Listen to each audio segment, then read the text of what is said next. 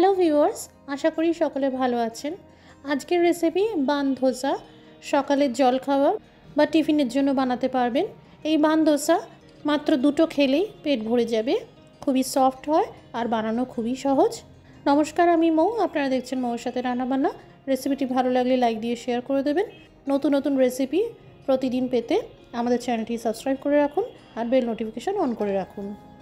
প্রথমে বান ধোসার জন্য ব্যাটার বানাতে হবে। 1 কাপ সুজি নিয়েছি, পরিমাণে 200 গ্রাম। 4 কাপের মাপ করে 2 থেকে 3 কাপ মতন হবে। যতটা সুজি তার অর্ধেক পরিমাণে টক দই দিয়ে দিলাম। এখানে টক দই সামান্য করে ফেটিয়ে নিতে হবে। কুচানো একটা পেঁয়াজ আর কুচানো ধনেপাতা দিয়ে দিলাম, সেই সাথে কুচানো গাজর দিয়ে দিলাম। এখানে একটা ছোট সাইজের গাজরের ব্যবহার করা হয়েছে। স্বাদ মতো লবণ দিয়ে দিলাম। 1 চামচ আদার পাউডার দিয়ে দিলাম। এর পরিবর্তে আপনারা আদা বাটা দিতে পারেন। 1 চামচ চিলি ফ্লেক্স, 1 চামচ আস্ত জিরে, আধা চামচ হিং, আধা চামচ হলুদ গুঁড়ো দিয়ে দিলাম। প্রথমে এই সব উপকরণ ভালো করে মিশিয়ে নিতে হবে। এবার অল্প করে করে জল দিয়ে মিশিয়ে নিতে হবে, একসাথে অনেকটা জল দেবেন না। এই ব্যাটারের ঘনত্বটা খুবই গুরুত্বপূর্ণ, কারণ ব্যাটার খুব পাতলা করা যাবে না, না হলে বান ধোসা ভাজতে সমস্যা হতে পারে। এবার এই ব্যাটার ঢেকে 10 থেকে 15 মিনিটের জন্য রেখে দিতে হবে।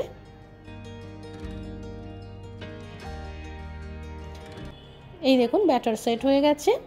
এবার 1 প্যাকেট ইনো দিয়ে দিলাম। ইনো অ্যাক্টিভ করার জন্য আবারও সামান্য করে একটু জল দিয়ে ভালো করে মিশিয়ে নিলাম। Batter ready. এবার বান ধোসাগুলো ভেজে নেব। এখানে একটা তড়কা প্যানে প্রথমে 1 চামচ তেল দিয়ে মিডিয়াম আঁচে তেল গরম করে নিতে হবে। সামান্য পরিমাণে সরষের ফোড়ন দিয়ে দিলাম। এবার 2 হাতা মতন ব্যাটার ঢেলে দিলাম। একটু হাতা দিয়ে এভাবে সেট করে দিলাম যাতে বান ধোসার শেপটা খুব ভালোভাবে আসে। আর 2-1টা কারি পাতা দিয়ে দিলাম। এবার কম আঁচ করে ঢেকে একদিকটা ভেজে নেব। অবশ্যই কম আঁচে ভেজে নেবেন, না হলে বান ধোসা পুড়ে যেতে পারে। এক একটা বান ধোসা ভাজতে 4 থেকে 5 মিনিট মতন সময় লাগে, তাই একটু ধৈর্য ধরে ভাজবেন, এতে ভিতরটাও কাঁচা থাকবে না। আমি আরেকটু 1 চামচ তেল ছড়িয়ে দিলাম। এবার অপর দিকটাও ভেজে নেব।